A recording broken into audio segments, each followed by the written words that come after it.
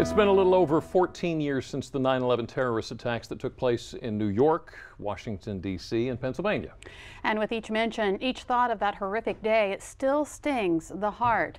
For those who lost loved ones, the pain especially lingers. But there is a dash of comfort knowing that so many people who died that day did so trying to save others, particularly the rescue workers. Taking a look back, the attacks killed nearly 3,000 people, including 19 hijackers. Of those killed, more than 400 were emergency workers who responded to the World Trade Center.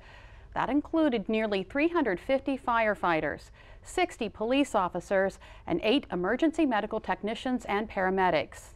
Imagine rushing into those buildings and in the chaos of everything, running up those stairs, more than 100 stories. Yeah.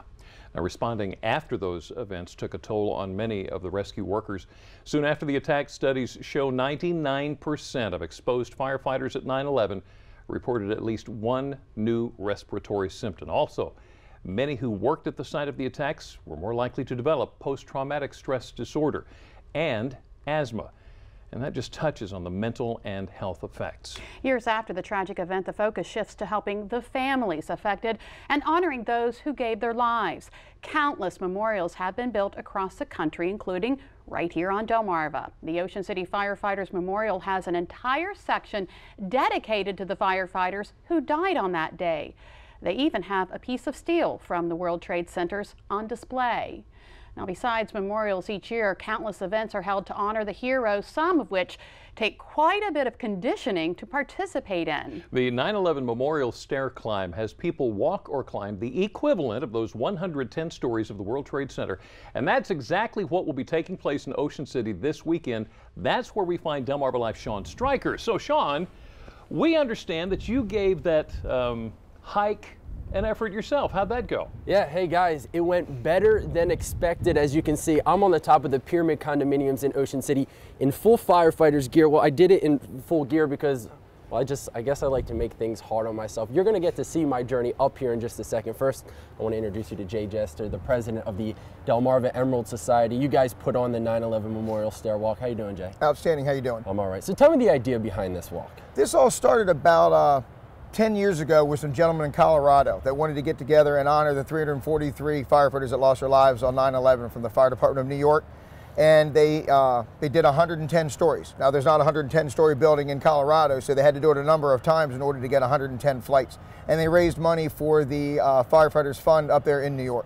And so you guys wanted to do the same thing here in Ocean City. It's a great event. Tell me about that day. The date's coming up. It's this coming Saturday, the 24th. Now, this is our 3rd annual, so we've done it 3 years in a row. And every year it gets better and better. We have more and more participation. And we just wanted to do the same thing that those gentlemen did. We wanted to make sure that the 343 firefighters from New York were never forgotten. And this is just one great way for us to honor them. And now it raises money. Where does the money go? The money goes directly to the National Fallen Firefighters Foundation, which is headquartered in Emmitsburg, Maryland, right where the National Fire Academy is. And that money goes directly for the firefighters, and well, it's actually their families and their offspring from New York. So who can get out, who can come out and do this walk? It's open to everybody. That's one of the things a lot of people think, that you have to be a firefighter in order to do this. No, absolutely not. You can be the military, EMS, you can be a civilian, anybody is welcome. You can do it in firefighter gear as you've done if you're a firefighter, or you can do it in civilian clothes. Yeah, civilian clothes, of course. Like I said, I like to make things difficult on myself. So take a look at this. I just did the walk about an hour ago. So here you can see me. I'm gearing up. That's the first thing I did. And how much does this pack, this gear weigh? Everything all told, you're probably looking at between 35 and 40 extra pounds that you're carrying around. One down, 109 more to go.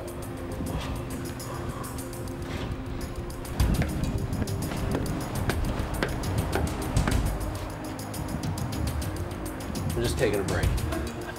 Here we go. One more. Well, my legs are burning, but I made it. Yeah, and then after I made it to the top, Jay, you broke the news to me that I would have to do it 4.5 more times because you guys do it 5.5 times on Saturday. Yeah, that is correct. In order to match the 110 stories of the World Trade Centers, in New York. This is a 20-story building, so in order to make it 110, we do it 5.5 times total. All right, so tell me and tell everyone at home when this event is taking place. This coming Saturday, the 24th of October, we'll begin registrations at 8 a.m. here at the Pyramid on 95th Street, and then we'll start our first climbers at 9 a.m. Jay, thanks so much for joining me. And Jimmy and Lisa, I'll tell you, doing that climb in the full firefighter's gear, it gives you a greater appreciation of what those firefighters did on 9/11. Send it back to you guys in the studio. Wow. Wow, that's right. That's an effort. Good job, Sean. Good Yeah. job. Now, as a postscript, federally funded health care and compensation for thousands of injured and ill 9/11 responders and survivors expires in 2016. The medical treatment that 9/11 responders and survivors from around the country are now finally getting for their injuries will end. Those that come down with cancer after October of 2016 will not only go without treatment, they'll not even be compensated for their injuries. There is a movement going on now to continue the Zadroga Health and Compensation Act. Wow, that really tugs at the heartstrings, doesn't it? And something else that tugs at the heartstrings, a diagnosis of Alzheimer's. Up next, hear the heart-touching story of a woman dealing with stolen memories. Find out how horses are helping to take her mind back to a place she once loved. Plus, another story of perseverance after an injury took his legs.